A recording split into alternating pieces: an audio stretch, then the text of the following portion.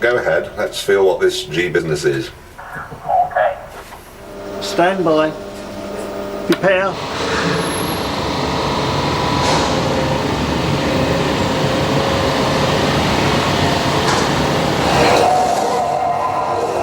That's easy. That's not so easy.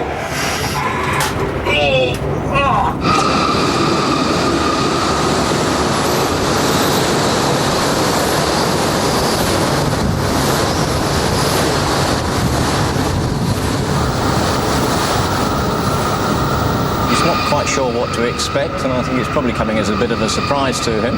God, it's like having an elephant sitting on my chest. The blood is actually draining away from his brain at this point. All the organs in his body as well are feeling heavy, including the heart, so that tends to descend about an inch or so and changes shape into some pear shape.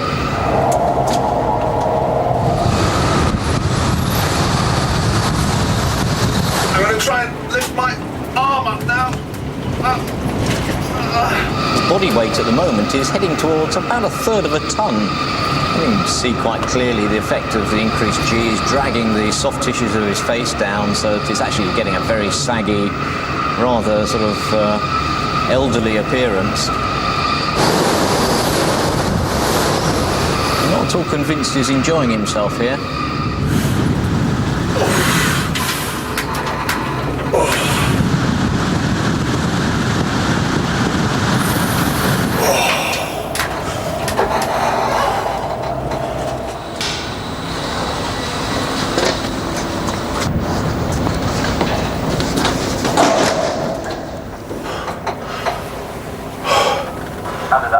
I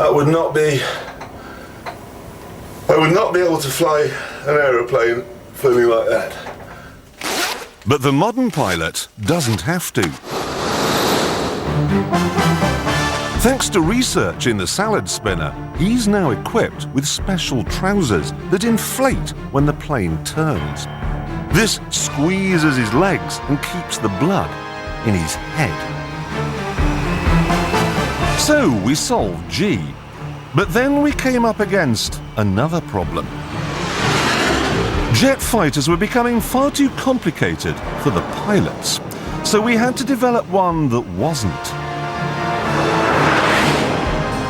Welcome to my little Eurofighter.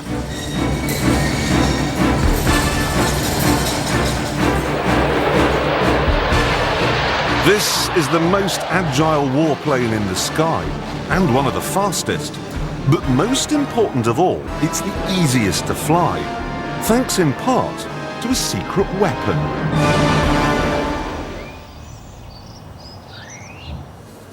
Housewife Mrs. Susie Milne.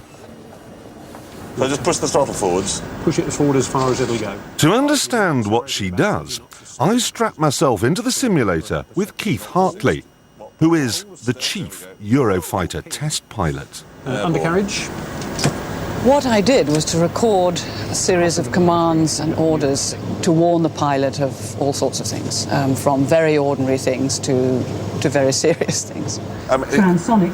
What? Transonic. She's telling you you're about to break the sound barrier, so pull your left hand back a bit. No, let's go through it. So I'm going supersonic at what height? 3,000 feet at the moment, in the middle of the Lake District. That's seriously going to upset the national park. Ooh, the hell with the national park. This is so much fun. Max speed. She's there again.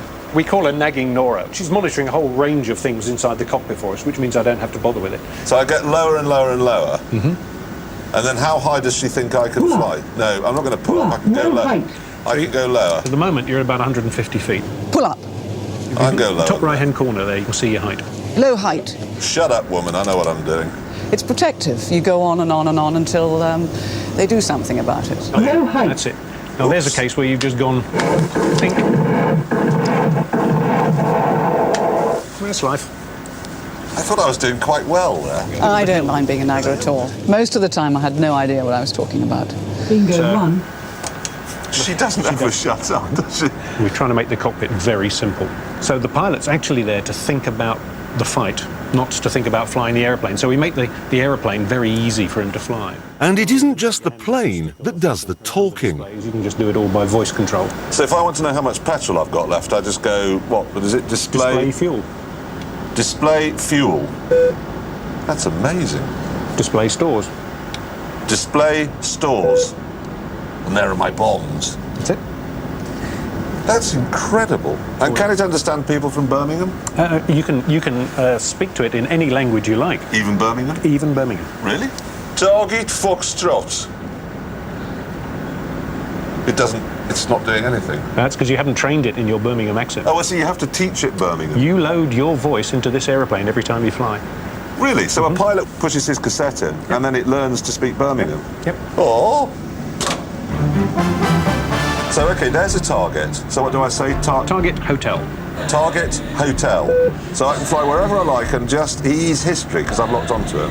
Okay, so if I pull the trigger now, he's gone.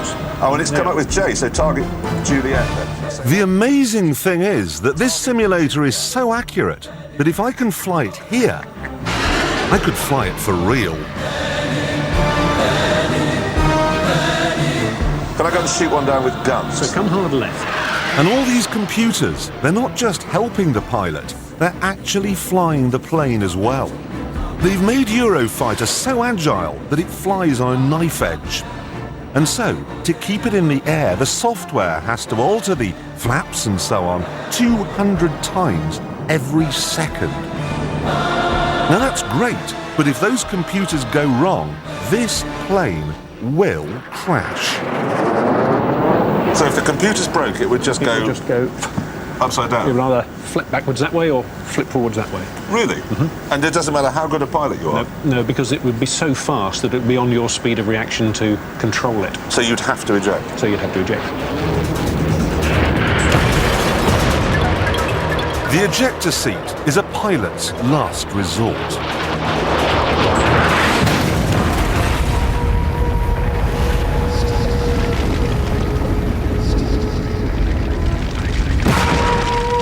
These two Russian pilots make it look easy, like it's no big deal. But ejecting is unbelievably violent.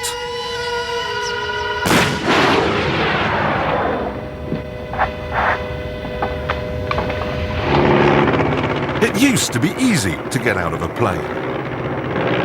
You just jumped. But as planes got faster, we had to find a new solution. We propose that the pilot shall be ejected together with his seat, which is shot up guide rails. Tests have shown that an ejection velocity of 60 feet a second should enable the pilot to make a safe escape.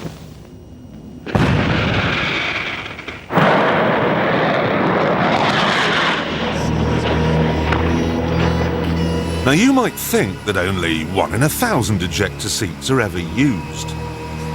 Well, you can stop nodding because actually it's 1 in 8. On the Phantom though, thanks mainly to the Vietnam War, it was 1 in 2. In the last 50 years, 6,837 pilots from all over the world have had their lives saved by one of these.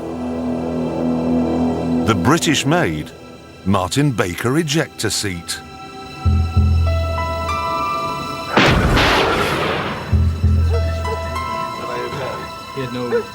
And now there's a special club for those who've used one in anger. The Thai Club is for every member that's actually used a Martin Baker seat gets one of these. Oh, well, it is worth ejecting then. You get a nice tie. You get a nice tie, yes. Who's got the best ejector seat story then? Getting ready to land on the ship and rolled behind the ship with the landing gear down and put power on the engine, and the left engine, it turns out, exploded. At that point, realizing that I'm pulling back on the stick and the airplane is rolling left and going nose down, that's the point where when you go from that, macho fighter pilot image to eject.